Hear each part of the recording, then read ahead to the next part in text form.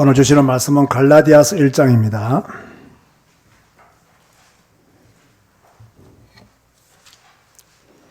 6절에서 10절 말씀을 봉독해드립니다. 그리스도의 은혜로 너희를 부르신 이를 이같이 속히 떠나 다른 복음을 따르는 것을 내가 이상하게 여기노라. 다른 복음은 없나니 다만 어떤 사람들이 너희를 교란하여 그리스도의 복음을 변하게 하려 함이라. 그러나 우리나 혹은 하늘로부터 온 천사라도 우리가 너희에게 전한 복음 외에 다른 복음을 전하면 저주를 받을지어다. 우리가 전에 말하였거니와 내가 지금 다시 말하노니 만일 누구든지 너희가 받은 것 외에 다른 복음을 전하면 저주를 받을지어다. 이제 내가 사람들에게 좋게 하랴, 하나님께 좋게 하랴, 사람들에게 기쁨을 구하랴. 내가 지금까지 사람들의 기쁨을 구하였다면 그리스도의 종이 아니니라. 아멘. 다른 복음을 전하면 저주를 받을지어다라고 바울이 갈라디아 교인들에게 그렇게 말을 했습니다. 이 갈라디아서는 교회를 미혹했던, 교회 안에서 성도들에게 잘못된 것을 가르치고 있었던 율법주의자들 또는 유대주의자들의 가르침을 반박하고 오직 믿음으로 구원받음을 가르치는 서신서가 바로 이 갈라디아서입니다. 우리가 성경을 읽을 때 항상 유의해야 될 것은 무엇이냐면 왜 이 복음서가 또는 이 서신서가 무슨 이유 때문에 어떤 상황에서 기록되어졌느냐라는 것을 이해하는 것이 성경을 이해하는 데 큰 도움을 얻을 수 있는 거죠. 갈라디아 이 지역은 바울이 들어가서 복음을 전한 지역이잖아요. 복음의 역사가 많이 일어났기 때문에 이 갈라디아 이곳에 하나님의 교회가 세워지게 된 것입니다. 그런데 바울이 늘 정착해서 목회를 할 수 있는 곳이 아니었잖아요. 그 당시에는 복음 전하고 다른 지역으로 하고 복음 전하고 다른 지역으로 갔어요. 이러다 보니까 바울이 있을 때는 바울의 가르침을 받고 또 바울의 메시지를 통해서 예수 그리스도의 복음을 깨달아 갔지만 이제 바울이 떠나고 난 뒤에 바울 같은 사람이 있었으면 다행인데 그 당시에는 뭐 초대교회 상황이니까 그렇지를 못했단 말이에요. 그러다 보니까 요즘 우리처럼 막 성경이 있는 것도 아니고 이러다 보니까 유대주의자들이 이 교회 안에 들어와가지고 할례를 받아야 된다. 율법을 준수해야 된다. 그래야 구원을 받는다. 참 이런 이상한 과거의 경험과 지식에서 벗어나지 못한 말들을 교회 안에서 자꾸 하게 되는 거예요. 이러다 보니까 많은 성도들이 율법을 준수해야 되는 것 같아. 할례를 받아야 구원받을 것 같아. 왜냐하면 이 모든 것들이 구약적 근거가 없는 메시지가 아니거든요. 다 성경적 근거가 있는 것들이에요. 그러다 보니까 이 복음의 절대성을 깨닫지 못하면요, 어떤 구약 율법 속으로 젖어들 가능성이 굉장히 많이 있는 거죠. 근데 이것은 오늘날도 마찬가지예요. 오늘날 교회들이 오직 성경, 오직 예수 여기에 딱 붙잡히지 아니하면 자꾸 뭐 성경 한두 구절 가지고 우리를 공격하면 그래야 되는가? 그걸 지켜야 되는가? 이렇게 생각하잖아요. 요즘 교회들 중에서도요, 초막절을 지키는 사람들이 있어요. 진짜로 장막절을 지키는 사람들도 있고요. 물론 뭐 그들의 신앙을 제가 뭐 비난하고 싶지는 않지만 그러나 그걸 지켜야만이 구원받는다라고 말하면 마땅히 비난을 받아야 되는 거죠. 그들이 초막절을 지키는 것은 오케이. 그러나 초막절을 지키지 않으면 구원받지 못한다는 것은 아니라는 거죠. 이런 것들 우리가 성경을 통해서 잘 분별할 수 있는 능력을 가져야 되는 거죠. 언제나 여러분 교회 안에는 복음의 준 자유를 방종의 기회로 삼는 자들이 있습니다. 자, 이걸 꼭 명심해야 됩니다. 이거는 우리 교회도 있을 수 있고요. 여러분도 해당하는 말씀입니다. 복음이 우리에게 준 자유를 방종의 기회로 삼는 그런 자들이 한국 교회 안에 많이 있습니다. 자, 여기서 방종이라는 것은 무엇이냐면요. 물론 하나님의 말씀을 떠나서 또 잘못된 교리를 가르치는 것을 포함해서 윤리적 삶이 잘못되는 것도 여기에 해당하는 거예요. 복음은 윤리를 강조하지는 않습니다. 그러나 윤리를 무시하지도 않습니다. 여러분 잘 한번 생각해 보세요. 우리는 율법과 관계없는 사람입니다. 맞습니까? 우리는 예수 그리스도의 은혜로 구원받은 자들입니다. 엄격히 말하면 율법과 관계없는 사람이에요. 그러나 율법은 필요 없다라고 우리는 말하지는 않습니다. 우리가 복음 안에서 은혜의 삶을 살면 나도 모르게 뭡니까? 율법과 관계없이 그리스도와의 관계 속에서 충분한 은혜의 생활을, 믿음의 생활을 살게 되어 있는 거예요. 그러나 율법에 매이는 것은 옳지 않다는 거예요. 이 말이 이해됩니까? 근본적으로 우리가 가져야 될 생각은 나는 율법과 관계없는 사람이다. 왜? 그리스도 예수 안에서 모든 것이 끝났기 때문에. 그러나 율법을 무시하고 율법은 필요 없다고 주장하는 것은 옳지 않다는 거예요. 왜? 이 율법을 통해서 오늘 우리가 읽었던 갈라디아서 말씀처럼 이것이 초등교사가 되어서 우리를 그리스도를 깨닫도록 그죠? 그렇게 만들어 주었단 말이에요. 그러니까 감사하죠. 그러나 예수 그리스도로 말미암아 구원받은 저와 여러분들은 그리스도 예수와 함께 살아가는 비밀들을 알아야 된다는 거예요. 예수 그리스도와 함께 온전한 믿음의 삶을 살면 나도 모르게 율법을 지켜야 된다. 이게 아니라 율법 속에서도 나는 자유할 수 있는 은혜를 입게 되는 것이죠. 그런데 간혹 복음을 깨달았다 하는 사람들 중에서는 반대로 말하면요, 율법 폐기론자들이 있습니다.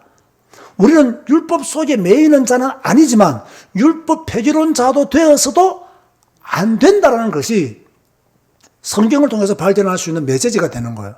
그런데 가끔씩은 율법은 필요 없다, 폐기시켜야 된다 이렇게 말씀하는 분들도 있는데 저는 그러한 주장에는 동의하지 않는다는 거예요. 그리스도 예수 안에서 우리가 충분한 은혜의 삶을 사는 것은 당연한 것이지만 율법이 필요 없다. 그러면요, 어떤 현상으로 연결되어지느냐 하면 율법 폐기론자들 치고 성경적인 삶을 제대로 사는 사람들이 별로 없어요. 윤리적인 문제에 있어서 무너져 버리는 거예요. 우리는 은혜로 구원받았기 때문에 이래도 돼, 저래도 돼, 상관없어. 왜? 은혜로 구원받았기 때문에. 이렇게 돼버리면 그 사람의 삶은 반드시 무너지게 돼 있는 거죠. 그래서 저는 윤리를 무시하는 것은 성경적인 지지를 받지 못한다 라는 그런 생각을 가지고 있죠. 왜 그러냐? 10계명의 1계명에서 4계명은 대신계명이고 5계명에서 10계명까지는 대인계명이잖아요. 그 대인계명의 모든 계명은 전부 다 윤리적인 계명이에요. 우리가 이 땅에 살면서 하나님의 사람답게 하나님의 사람으로 살기 위해서는 복음과 함께 윤리적인 삶도 살아야 됨을 말씀하고 있는 것이죠. 아멘이십니까? 그런 믿음의 삶을 사는 것이 당연한 겁니다. 그럼 우리가 100% 윤리적인 삶을 살 수 없기 때문에 우리는 또 은혜 안에서 힘을 얻고 내가 전에 살지 못했던 윤리적인 삶을 또 살아가도록 우리는 힘을 성경을 통해서 복음을 통해서 공급받아야 되는 거죠. 6절과 7절 말씀해 보면요, 우리를 부르신 분은 누구시냐? 주님이시다라고 말씀하고 있어요. 자, 갈라디아 교인들 중에서는 하나님을 배반하고 떠난 사람들이 있었어요. 복음을 받았지만 하나님을 배반하고 떠난 사람들이 있었어요. 자, 이렇게 되면요, 이렇게 또 질문하시는 분들이 있습니다. 이 사람들이 복음을 받았지만 하나님을 배반하고 떠나는데 구원받습니까? 구원받지 못합니까? 라는 질문을 할 수가 있어요. 그럼 여러분, 하나님을 떠났다는 것은요, 복음을 받지 못했다는 증거가 되어버립니다.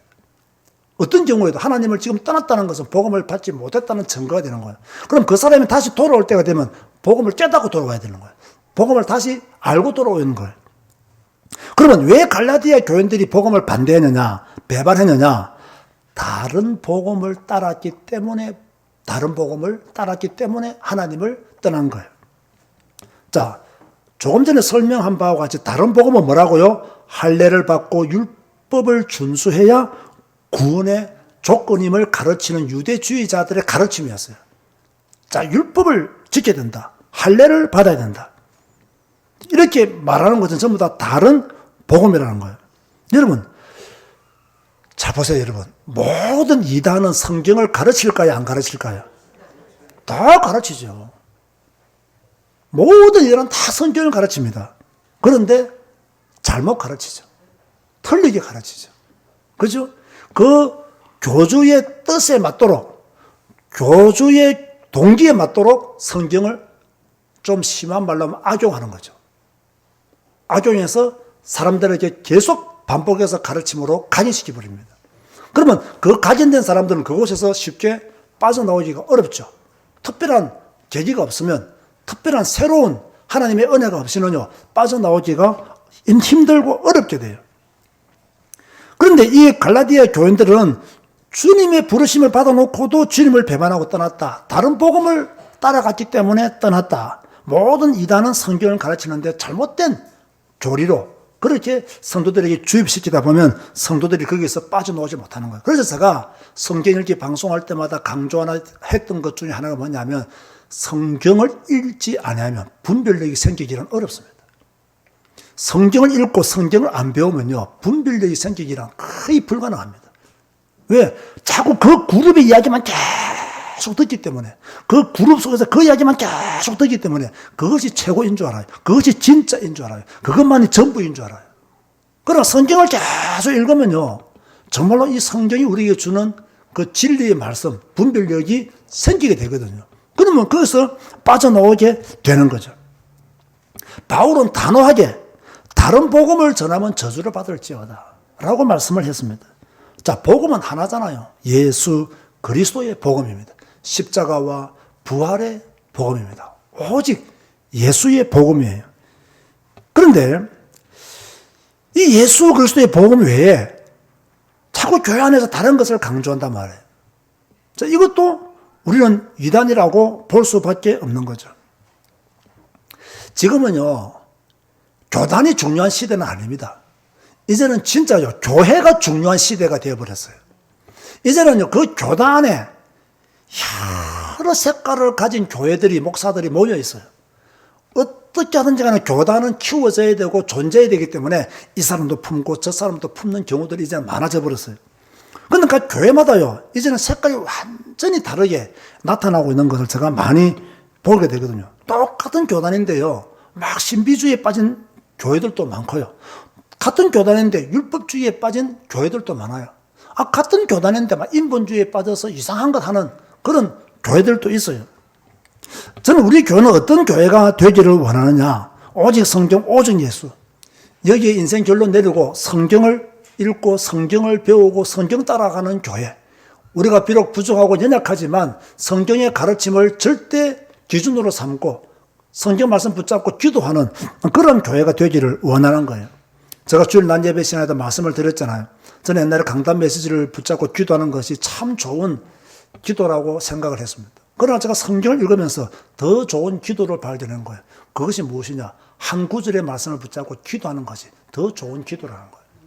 내가 읽은 성경 말씀 중에서 한 구절의 말씀을 붙잡고 기도하는 것. 이것 이상 좋은 기도가 없는 거예요. 저는 이번 주에도 한 구절의 말씀을 붙잡고 내 삶에 적용하면서 살면서 누렸던 기쁨들이 있어요. 야, 이 한 구절의 말씀을 붙잡고 기도하는 것이, 이것이 주님과 동행하는 것이고, 주님과 함께 사는 것이고, 내가 위기를 넘기는 길이고, 내가 조금 열받는 일이 생길 때에도 열 안 내는 길이고, 이게 전부 다 한 구절의 말씀 속에서 다 결정이 되어지는 것이구나. 그러면 내가 제자교회 성도로서, 은택도 교회 성도로서 교회와 함께 가기 위해서는요, 뭐 이렇게 말씀을 기억하고 기도하는 것 정도는 괜찮아요. 그런데 그것도 성경 본문을 붙잡고 기도하는 것이 훨씬 더 좋아요. 목사가 전했던 어떤 특별한 문장, 특별한 메시지를 붙잡고 기도하는 것은 제가 볼 때는 썩 좋은 기도라고는 생각이 들지 않아요. 이해가 되십니까?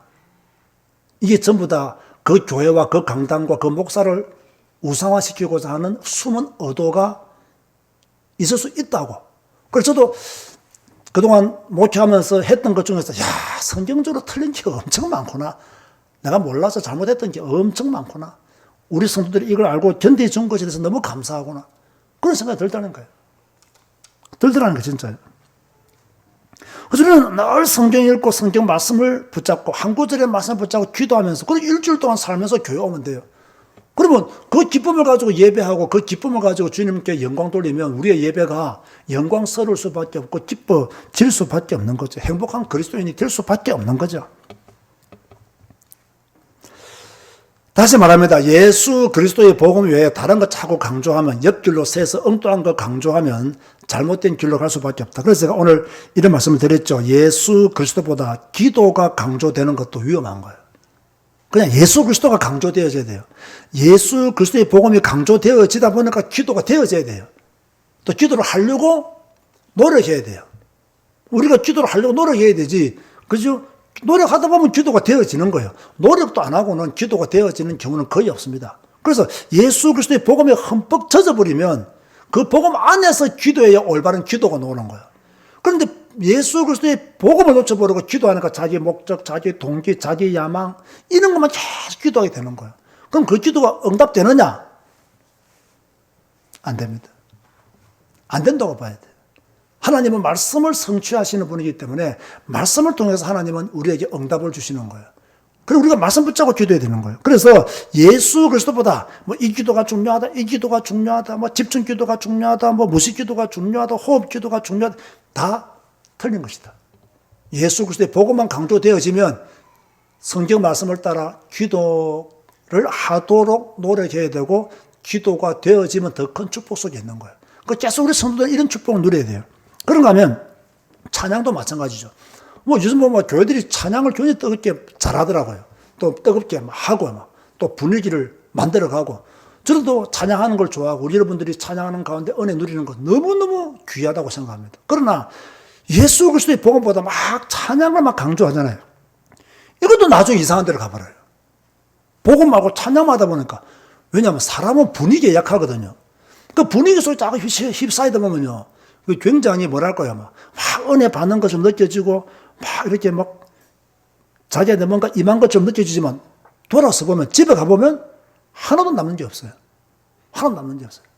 그래서 집에서도 잘할 수 있는 것을 해야 돼요. 그 성경 읽기와 성경의 말씀을 붙잡고 기도하는 것은 집에서도 잘할 수 있는 거잖아요. 그래서 예수 그리스도의 복음보다 찬양을 강조하는 것도 위험하다. 예수 그리스도의 복음보다 전도와 선교를 강조하는 것도 위험하다는 거예요. 저는 여러분에게 전도와 선교를 강조하지 않습니다. 우리가 복음 깨달은 사람으로서 나는 캄보디아 복음화를 내 간절한 소원을 알고 주님과의 이면 계약으로 알고 제가 이렇게 조금씩 힘 닿는 대로 기쁨으로 실천해 갈 뿐이죠. 그죠? 저는 여러분 그것을 말하기도 하지만 어찌됐든 저는 예수 그리스도의 복음을 캄보디아에 전해야 된다. 이 복음이 기록된 성경 66권을 캄보디아 목회자들에게 가르쳐야 된다. 이런 사명감 때문에 캄보디아를 가는 거지, 다른 이유 때문에 캄보디아를 다니고 제가 그곳에 윤성주의 세상을 만들고 그런 생각, 저는 그런 능력도 없고요. 그걸 원하지도 않습니다. 그냥 내가 평생 선교해야 될 나라가 있다면 캄보디아를 품고 나와 내 후대들이 캄보디아 선교에 헌신했으면 좋겠다. 우리 교회가 캄보디아 선교에 함께 방향 맞춰 가면 좋겠다. 어차피 선교해야 되니까. 어차피 복음 가지고 우리는 전도하고 선교해야 되잖아요. 그러면 우리는 캄보디아에 가자 이거예요. 오늘 또 저와 함께 7명이 가게 되는데 참 귀한 발걸음이라고 저는 생각을 하고 또 이 발걸음을 통해서 또 하나님의 뜻이 이루어지게 될 줄로 믿습니다. 그래서 예수 그리스도의 복음보다 더 강조하는 모든 것은 위험하다. 그래서 우리는 예수 그리스도의 복음을 계속 누리기 위해서 우리가 할 수 있는 것은 성경 읽고 성경 배우고 오늘의 한 구절을 붙잡고 기도하면서 매일매일 하루하루 사는 것이 저는 여러분 제일 좋은 제일 안전한 그런 신앙생활이라고 저는 확실히 믿는 것입니다. 제가 앞으로 이런 설교 말고 다른 설교하면 여러분이 생각하세요. 우리 목사님 은퇴할 때가 되었구나 라고 생각합니다. 진짜입니다. 이제 뒤로 물러서야 되겠구나. 그럼 빨리 물러서야 되죠. 이걸 알았던 바울이 뭘 했냐? 다른 복음을 전하면 뭐 받는다? 저주를 받을지. 예수 그리스도의 복음의 절대성, 이 예수 그리스도 안에 있는 이 복음의 위대함, 이 예수 그리스도 안에 누릴 수 있는 어마어마한 축복 외에 율법을 지켜야 된다, 할례를 받아야 된다 등등 가르치면 저주받는다. 이 바울이 지금 엄청 강하게 말하고 있는 거예요. 엄청 강하게. 왜? 못 알아들으니까요. 사담을 조금 하자면요. 저도 원래는 이렇게 강한 사람이 아니었어요. 부드럽고 온유한 사람이었어요.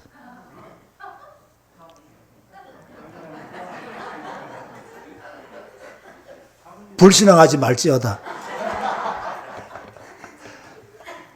그런데 모르니까 또 공격을 받다가 보니까 나도 모르게 그냥 세게 말하는 거예요. 왜? 감사한 건 내가 세게 말하니까요. 덤비는 사람이 없더라고요. 그건 편해져서. 그래서 가만히 있으면요. 찌르는 사람이 많아. 그러니까 찌르면 성경적은 아니지만 나도 함께 찌르는 거예요. 근데 그것도 이제 다 포기했어요. 포기했고 어찌됐든 간에 바울은 그렇게 강력하게 단호하게 다른 복음을 전하면 저주를 받을지어다 라고 말씀하고 있는 거예요. 저도 말하고 싶습니다. 다른 복음을 전하면 저주를 받을지어다. 다른 복음을 전하면 저주를 받을지어다. 교회에서 주의 종들이 다른 복음을 전하면 저주를 받을지어다. 정말 우리가요, 이것을 알아야 돼요. 그리스도의 종은 하나님을 기쁘시게 하는 자라고 10절에 말씀하고 있죠. 자, 목사를 기쁘게 하는 것도 그리스도의 종이 아닙니다. 자, 우리 이제 이게 연세 많으신 분, 우리 이순인 권사님이나 우리 박순자 권사님 등등은 목사를 기쁘게 하는 것이 하나님을 잘 섬기는 것으로 배우고 알고 신앙생활 했을 때도 있었을 겁니다. 분명히. 연세 많으신 분들은 대부분 그렇게 신앙생활을 배웠고 또 그것이 어떤 기준이 된 적도 있었어요. 그러나 엄격히 말하면 목사를 기쁘게 하는 것은 그리스도의 종이 아닐 수 있습니다. 그죠? 물론 주의 종이 중요하고 주의 종을 무시하고 깔보고 그렇게 할 성도들은 없습니다. 제가 이렇게 목회해 보니까요, 진짜 이상한 교인 아니면요, 목사를 괴롭히려고 작정하고 태어난 사람은 없어요. 어느 성도가 목사를 괴롭히고 목사에게 이상한 말을 하고 없는 말을 만들어내고 그렇게 말을 하겠어요. 그런 교회는요, 제가 볼 때는 대한민국에 없어요. 있다면 그런 정신병자이거나 진짜 가론유다와 같은 사람 아니면요, 그런 사람은 절대 없어요. 한국교회 교인들만큼 주의 종에게 잘하는 교인들 전 세계 어디를 보아도 저는 없다고 생각해요. 그런 사람 없습니다.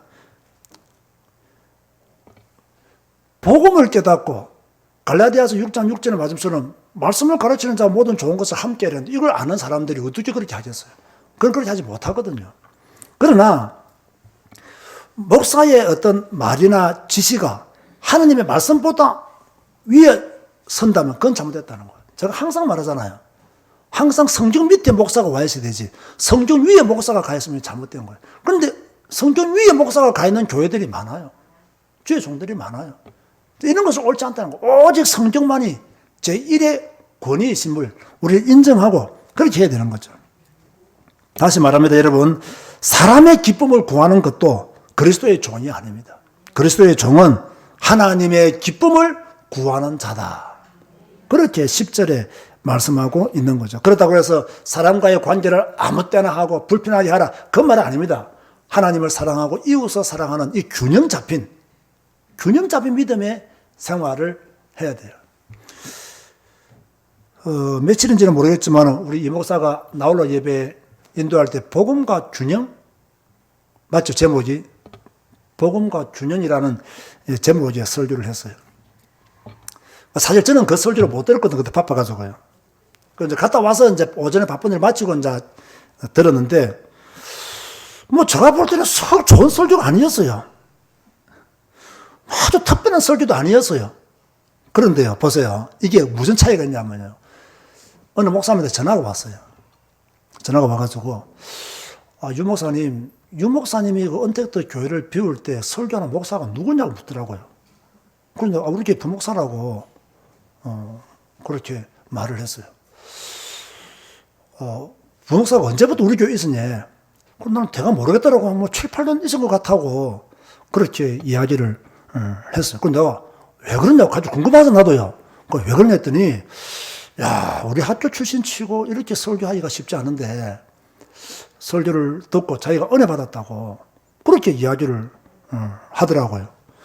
그래서 내가 들어봤다니까, 내가요. 나도 은혜 받기 위해서. 그거 별거 아니야. 내가 들어보니까 사실은. 별거 아닌데? 이게 별거예요. 이 별거 아닌데, 우리는 늘 이런 메시지를 듣고, 이런 메시지 안 했기 때문에, 별것 아닌 것처럼 생각할 수가 있어요. 그런데 그 목사님이요, 엄청 내가 말하면 이 목사도 잘 아는 우리 신학교 같이 교수예요. 그 목사님한테 그분이 나한테 전화할 사람이 아니라니까. 나하고는 개인적으로 친하고 친분이 있는데 뭐 전화로 이렇게 말할 사이는 아니에요. 아닌데 나하고 나이도 똑같고 굉장히 뭐 그 인간 서로에 대한 신뢰는 있지만 친분 관계는 그다지 깊게 없어요. 그건 전화를 해서 저한테 그렇게 말하는 거 제가 굉장히 기분이 좋더라고요. 그래서 내가 많이 묻더라고요. 학부는 어디서? 우리 학부도 우리 학교 나왔다고. 자기 볼 때는요. 우리 학교 학생 중에 이렇게 성경적으로 설교하는 목사가 없는데 그렇게 생각을 하더라고요. 대구에 있는 분인데 그래서 제가 생각하기를 그 말씀 듣고 그렇지 귀하지 없을 수 있지. 그죠? 왜냐면 우리는 성경만 가지고 설교하잖아요. 우리는 성경만 가지고 설교하잖아요. 그런데 이제 대부분 그렇지 못한 경우들이 많다는 거예요. 그러면서 자기가 은혜 받았다고 그러면서 우리 매침이 모이는 단체방에 올리면 되겠냐 이래서 내가 올리지 말아 했어요. 올리지 마라. 왜냐하면 그곳에는 우리 같은 메시지를 싫어하는 사람도 많고 나는 괜찮지만 잘못하면 부목사가 또 공격받을 수도 있고 그죠? 또 비난받을 수도 있고 손가락질하는 사람도 있으니까 나는 잘 감당하지만 이 목사는 내만큼 맷집이 없거든요. 그 먹고 쓰러지면 골치 아프잖아요. 그래서 내가 하지 말라고 그렇게 이야기했는데 모르겠으면 올렸는지 모르는지 제 마지막에는 나도 모르겠다 알아서 하세요 라고 그렇게 내가 말한 것 같아요. 그리스도의 종은 하나님을 기쁘시게 하는 자라야 됩니다. 여러분 사람 눈치 보는 것 중요합니다. 우리가 질서를 따라 규모를 따라 균형을 맞추는 거 너무 저는 중요하다고 생각합니다. 우리 교회는 이런 것을 잘하는 교회라고 저는 생각을 하고요. 그러나 저도 하나님 눈치를 많이 보고 여러분도 하나님 눈치를 많이 보시기를 바랍니다. 우리가 하나님 눈치를 많이 볼 수 있는 방법은 성경 읽고 성경의 가르침을 잘 받는 겁니다. 이것을 잘 실천하는 여러분 되시기를 주님의 이름으로 축원드리고요. 여러분도 다른 복음에 끌려가지 마시고 예수 그리스도 복음 안에 보이는 자로 사시기를 주님의 이름으로 축원드립니다. 주님 감사합니다. 오늘도 우리를 붙들어 주시고 또 우리와 함께 해 주셔서 감사합니다. 교회 안에 교회를 미혹했던 유대주의자들, 율법주의자들이 있었음을 우린 갈라디아서를 통해서 확인했습니다. 이것은 오늘날에도 있는 현상들입니다. 이때 우리는 오직 성경, 오직 예수 그리스도의 복음만 따라가게 하시고 사람의 종이 아니라 그리스도의 종으로 살아가시도록 축복하여 주옵소서. 우리 제자교회와 은택도 교회를 축복하시며 오직 성경을 강조하는 가운데 주의 영광 위에 살아가는 교회들로 인도하여 주옵소서. 또 이제 캄보디아 선교 사역을 떠나가게 됩니다.